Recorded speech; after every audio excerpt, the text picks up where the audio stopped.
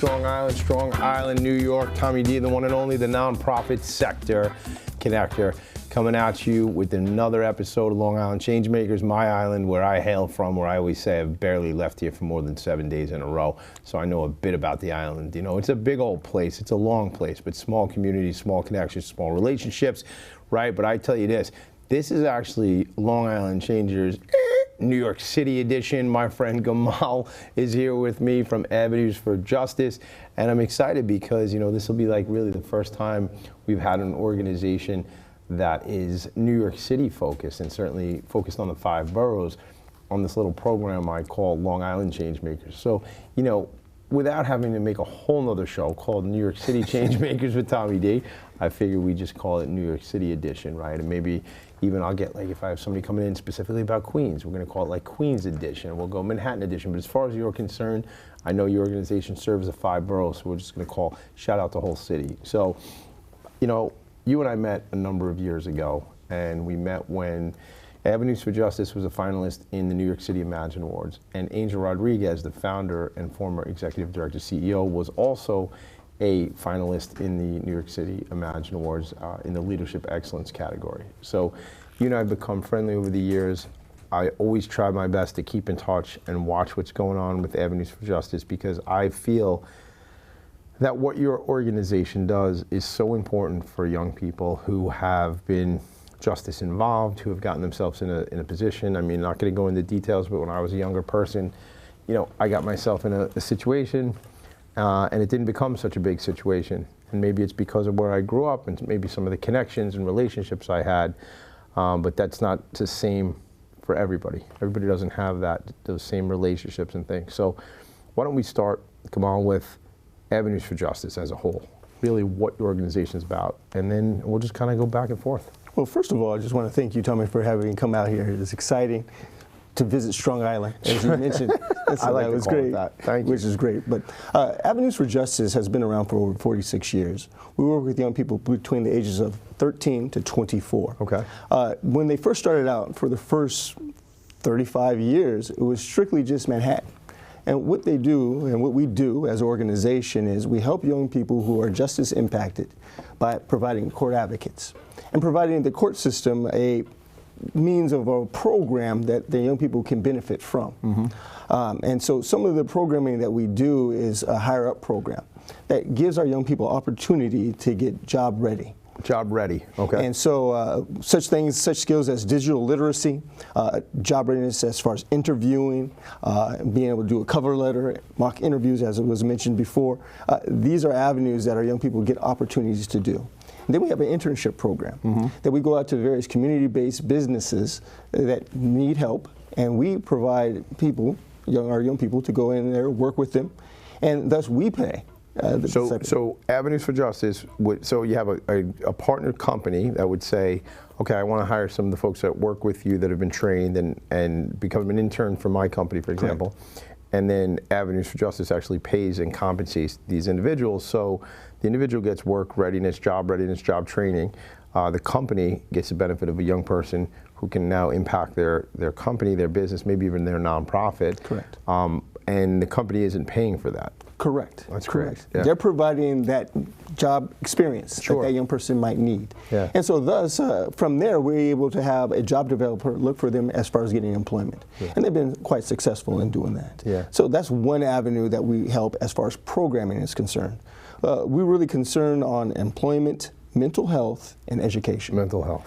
And so our next component that I'll talk about a little bit is about education. We've been partnering with different organizations or companies that will bring in tutors to work with our young people to strengthen out their education.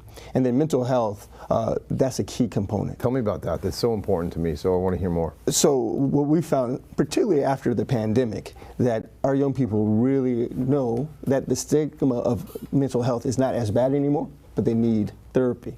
And they look for it. But unfortunately, because of so much as far as referrals and the like, as far as different therapists, we have been able to find various ones or make connections that our young people are able to go. And we're able to provide either the stipend or pay for that, or able to get the insurance necessary. So let me stop for a second. So what I heard you say was these young people after COVID, realize that there is less stigma and they're more comfortable even raising their hand and saying, I need some support. That's a dynamic shift in history to begin Absolutely. with. You know, I do another show called #Ending the Stigma Together, which is all about ending the stigma. I gotta tell you, man, that is really exciting for me to hear that young people are saying that I need help, I need support. And I try to say it as much as I can so people become aware of it with my own work and the work I'm doing on me. And to hear our young people ask for that is so, it's enlightening. It makes me hopeful. Yeah, and like I said, we keep it at the forefront. Yeah. We also have a group therapy session. It's about 12 weeks. Okay. It's about 6 to 12 young people meeting together. We have a therapist that meets with them, and so that has been quite beneficial as well. Yeah, I'm sure. And then, of course, we want to make sure that we affect the place that they're coming from. What does that mean, that we affect the place that they're coming from? We know that they're only with us for a few hours. The majority of the time is at home. Mm-hmm. And so how can we help home, so to speak, because that's where they spend more of their hours at. Sure. And so we work with the family members, whether that be the parents, guardian, or even their siblings, brothers or sisters. If they don't have a criminal court matter, it doesn't matter. Okay, good. So let's talk about that, because I think, you know, when I think of avenues for justice, I think alternative to incarceration after somebody gets a charge and has to deal with a charge. But what I'm hearing now is you all are getting out in front of that to change culture, change situations, change the family dynamic, so folks see alternatives prior to even getting in any sort of trouble. Exactly. Preventative is really the key that we're looking at now. Yeah. And if we can affect those young people so that they don't have to go into the system, well, that benefits everyone. Of course it does. And so that's another component that we have really strengthened. A lot of our programming is geared towards those who might not have been incarcerated. Yeah. And so that's one of the things that we focus in on. However, the large majority of young people that we deal with are just as impacted. So how does that work, that first interaction? And I had the benefit, it was right after the beginning of COVID. I remember I came to the city, met with you and Angel. I actually sat in on 1 or 2 court hearings while I was there, but it was different than I think it had been in the past, because there was not a lot of folks around because it was COVID. I remember wearing a mask and all that stuff, and I think, let me ask you that, has that even changed, like being in the courtroom? Because there's the plexiglass. I mean, it was that whole era when I came in. Exactly. That was an interesting era, one that will be in the record books, so to speak. But I'll say this, no, things have changed and went back to quote unquote normal. Yeah. However, the caseloads are much greater than it has been, because keep in mind, coming out of the pandemic, a lot of cases were delayed or longer lengths. Okay. And so now the court system is trying to catch up. Yeah. And that's how we are able to benefit the court system. We're an alternative to incarceration, and we can monitor how the young person is doing. So what does that mean for folks that don't know what that, you know, I mean, I wouldn't say I know it like you know it, but like alternative to incarceration, judges will make recommendations and referrals to avenues for justice and similar organizations. So give us like kind of that playing field, what that looks and feels like. Well, for a judge, keep in mind, and well, let's break it down even more so. To have a young person go to one of the detention centers, it costs about close to over $600,000 a year. For one individual to be in either Rikers, Crossroads, Horizons. $600,000 a year for one individual to be incarcerated? Correct. Whereas they get the various services from us. They're home, they're still in the community, they're still going to school, $8,000. I heard you say $8,000 compared to $600,000, but I can't even grasp that's the cost to incarcerate somebody. That's the cost in New York City to house any incarcerated person. Wow. So that's taxpayer money. Correct. That's city money. So whatever 600,000 less 8,000 is, that's a net savings. And we're not even talking about the real thing here, which is the impact on the individual and their family and their future. But if it was just about dollars and cents. So it affects anyone within the community. Yeah. The dollar amount, if you think about that. But then, as you mentioned, how does it help the community? Well, it gives an opportunity for the legal system, particularly judges, to be able to, let's say, help a young person. Yeah. See if that young person can redeem themselves. Because keep in mind, they're young, 13 to 24. That's the amount of knucklehead mistakes that somebody makes between 13 and 24 when I think it's your prefrontal cortex isn't even formed until not maybe even developed. Right, not even developed until later after that, after 24, 26, 27, whatever that is. Knuckleheads. That's what these people are. That like I was that person. I am raising 4 of those people. You know what I mean? Like, but like you do stupid stuff. And keep in mind, think about that. If you get a charge, and if it's a felony, and depending on what that charge is, that's going to affect where you live. It affects you getting assistance for school, as far as college is concerned. So it goes with you throughout your life. And it's also, I mean, there's one individual who I met through your programs who's, you know, very successful. I believe he's out on the West Coast now, but he was a Marine, I think. Oh, yes. Right? Yes. So it affects people who might want to go into military service. Correct. I'm sure it affects people who might want to go into law enforcement later on. And in a lot of cases, correct me if I'm wrong, but it's just one dumb mistake, one being in the bad spot. You know, and it could penalize not only that young person, but then generational. Because if you can't get the various jobs, you can't get the various education needed, well, then what happens? Yeah. It begins to repeat itself. It's a cycle. Yeah. And so we're happy to be able to give that alternative to the court system. So the court system, talk to me about that. So your role, Chief Program Officer, but you came in, correct me if I'm wrong, but as a court advocate? I came in as a manager, but I worked in this field for over 30 years. Tell me about that. Like why, how, what happened there? How did you get to this field? So it was interesting. My parents had always been ones that were very strong on justice. And so that was always instilled in me at a young age. And then when I came here to New York, I was able to partner with an organization called Cases. And there I was able to see how having an alternative to incarceration program that is able to provide resources really changes lives. And so that really had an impact on me.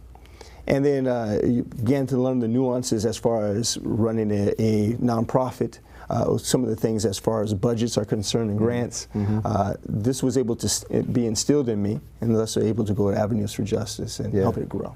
I want to talk about that though, just because I don't even, if someone has not been justice involved or their family hasn't been justice involved, you know, they might just say, what are you talking about? This person broke the law. They should, you know, you do the crime, you do the time, right? Like people, I think that way. And, you know, just from a humanity perspective, that's not the way we're supposed to think.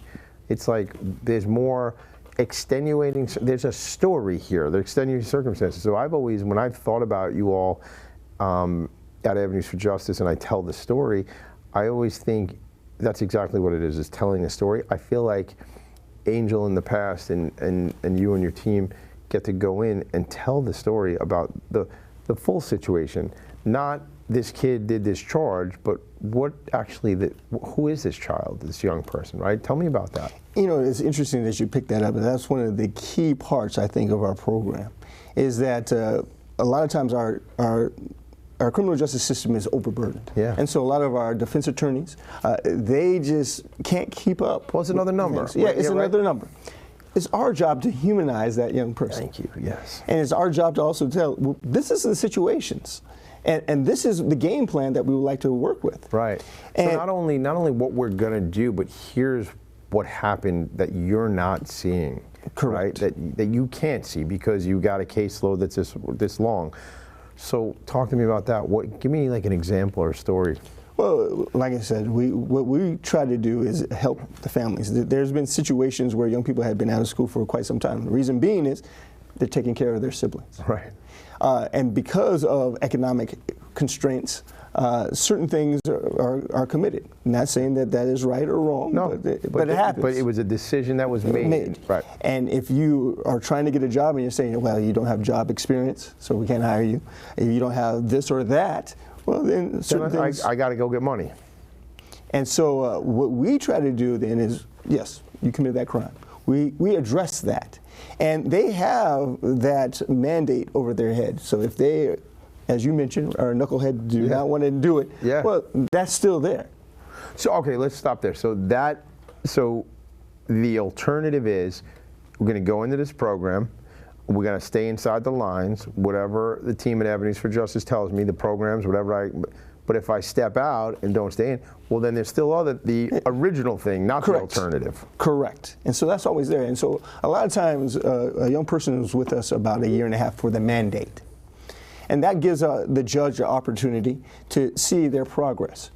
Every month we'll go back and we tell the young person. You go back to court. Yes, we go back to court and we tell the young person, hey, you write this report. According to how you perform at our workshops, according to if you're keeping your curfew, if you're going to school, whatever referrals that we made and you're keeping up with that, well, then we'll tell the courts. Yeah. If you're not, well, then we tell the courts too. Credibility is the key. Yeah. And so that gives the courts confidence within our program. Sure. And so I'm happy to say that 93% of the young people that come through our doors do not go back into the criminal justice system. Those numbers are staggering. That's incredible. And it's that personal touch. Yeah. And like I said, I must say that our staff, the court advocates in particular, they really take that personal interest. Mm-hmm. And that's sometimes all that a young person needs, someone to listen to. Because maybe there've been nobody to give them this advice or listen or talk or be curious in the past, right? Correct. And in a lot of cases, they're babies, man. They're 13, 14, 15, 16. They're kids, man. They just haven't had somebody in their corner. 93%, those numbers are awesome. Hey, we're happy about those numbers, but like I said, it's hard work. Yeah. And those numbers, like I always tell staff, those numbers are people, individuals. Right, of course. And so that means that there's a lot of hard work, a lot of young people are being affected. Last year, we had over 600 young people go through our doors. That's awesome. And this year, so far, we're already at mid 550. So I think that what my gut is telling me is there's many more than 600 that need this support. So absolutely. Are there partner organizations that you're able to collaborate with? Is the need so much higher than what organizations like yours are able to provide? And how do, I mean, I'm sure it's money, but aside from we need more money, Tommy, what more resources does an organization like yours need to make? Not to say your impact isn't incredibly large, but I'm sure what keeps you up at night is all these young people we can't get to and we can't be there for. That's a very powerful questions that you had, and yes and yes. Yeah. Number one, yes, we do collaborate. It's a community, a network, and our aim as far as all of these programs is to help these young people. Yeah. And so we partner with such organizations like Youth Represent, Exalt, Cases. Yeah. These are all organizations that have been around for quite some time and that give solid support. Yeah. And so we're happy to be part of that network, as well as there's another one I'd be remiss not to say, the Center for Community Alternatives. They have a network that we actually go into Rikers and try to help our young people there. Wow. So like I said, it's a community that's really trying to help everyone. And in regards to our impact, yes, we're growing. The call is being thrown out by all boroughs. Yeah. And so we're a very small staff. So I will say this, we're looking for those who are very interested in helping, volunteering, whether that be facilitating workshops, whether that be tutoring and the like. And then yes, we are looking for more funds so that we can continue to expand our work. You know, in the world where things are challenging right now as it relates to how our nonprofit organizations are funded, without me saying too many negative things, I would just say it's more challenging than ever. Absolutely. For our nonprofits. Absolutely. We know that at this time a lot of funders are looking at other matters that they want to address, which is excellent. Mm-hmm. But the criminal justice systems, particularly with the juvenile justice system, we need help. Yeah. And so we always look forward to not to forget us. Yeah. So to speak. I love that. I think what I ask you is, like, you mentioned the 5 boroughs, and I know, when the story Angel always told me was, and I quote a lot of the story, like the Lower East Side, it was a war zone, Tommy D, he would tell me, and so that's kind of like where it all started for you guys. But I know then you were up in Harlem for a number of years, and then obviously you said you're doing work in all the boroughs, and I will take credit for connecting you to Queens Chamber of Commerce because I wanted you to be hooked up with those guys. And I think though, I guess my question is like, what type of folks are you looking to, whether they be community folks, like government people in the boroughs, or also relationship-wise, what are you looking for as far as employees go? Like, who are the type of folks you need on the team? Well, that's a great question, and we appreciate you connecting us with Queens. Actually, Queens now is our second largest as far as intakes are concerned. Is that right? Manhattan is, and now Queens, and then the Bronx is right behind it. Yeah. And so we appreciate that. Of course, we want to continue our network as far as letting people know about the services that we do. And so that's where officials come in with that. Yeah. But in regards to also working with various businesses that would like to give our young people a chance to work, get that job experience, and then hire them. Yeah. I think that's key. You know, with the economy the way it is, and like our young people need opportunities. Yeah. And so that's what we're looking for. So tell me some, because I think it's always easier, at least for me, to see a success and fill in another one. So like, what businesses, if you can call them out by name, that have been partners that are utilizing that vocational program and then ultimately become employers? Are they big box stores? Are they local businesses? Like, well, we have local businesses. There is one that's Yaya Foods, that's in Brooklyn. Also, Charles Pan Fried is within Manhattan as well. Those are just two, but we've also started working with a little bit as far as the transit. Okay. And so that has become like the MTA? something, MTA. Yeah. So we're looking forward to working with them. And so these are all avenues that, like I said, it opens the door for our young people to really get that knowledge. We also are supplying OSHA, site safety, flaggers, and scaffolding certificates. So this is great. So we get folks into the trades, Correct. right? Which, you know, and certainly if we can get folks into the unions and the trades and stuff like that. I mean, listen, with all the concerns about artificial intelligence and jobs that's going to take away, I don't see ChatGPT getting under my kitchen sink. I can't fit under my kitchen sink, man, so I don't know how a plumber does it anyway, but I've tried. But I just think in terms of there are so many jobs that people work with their hands and their minds that are in the trades that we're going to need forever, man. I was listening to something, it wasn't a podcast, but it was just like a video, like a quick 20, 15-second video, right? And it was about this guy, I don't know who he is, but you know, he must be a big deal as it relates to engineering and technology and stuff like that. He's a guy they came to looking for, said, we need a lot of employees, highly skilled, highly trained people to build nuclear submarines, right? And they need, like, over the next 3, 4, 5 years, they need like 130,000 people. And the little, like, kind of not the joke, but the story was, they said to him, well, you know, we need these people, and we need like 30, 40,000 people to start now. And like I said, like over 100,000 in the next 4 or 5 years. So he says, I can't help you. And he's supposed to be a guy that could help, right? He says, so they said, well, where are these people? He goes, well, they're in the 7th grade. Because we have for years told people to go to get a college degree, not to knock specific parts of college degree or specific programs. Personally, I'm raising 4 kids. I can't tell you right now, Gamal, as we sit here, that we're going to have 4 college graduates. We might, but I'm not saying that's the way to go. Right. Because there are so many wonderful, rewarding jobs that people can do that do not say, go get this 4-year degree and get yourself into loads of debt. So I think the more folks can realize that those are great opportunities, that whether it be union stuff or, I mean, even as you say, like the OSHA, the flaggers and stuff, that could be a career, but it could also be a stepping stone to get into other careers, right? Correct. And then, you know, as you mentioning, a shout out to, we have a gala on October 24th, and we're going to be honoring Turner Construction. Sure. You do some work with Turner. Yeah, so we're doing some work with Turner. October, so, shout that again. October 24th. October 24th at the Altman building. That's down in Chelsea. Okay. And it starts at 7 o'clock. I want to be there. Yeah. Look forward to it. Yeah, I'll be there. And it's a great night. We honor not only organizations or companies like Turner, we're also going to be honoring one of our participants who really showed their life changed, and they're doing great things. That's all. Do you always do a gala? We do a gala every year. Yeah, and the big golf outing still happens too? We had a hiatus this year, yeah, but we hope to have that back next year. Got it.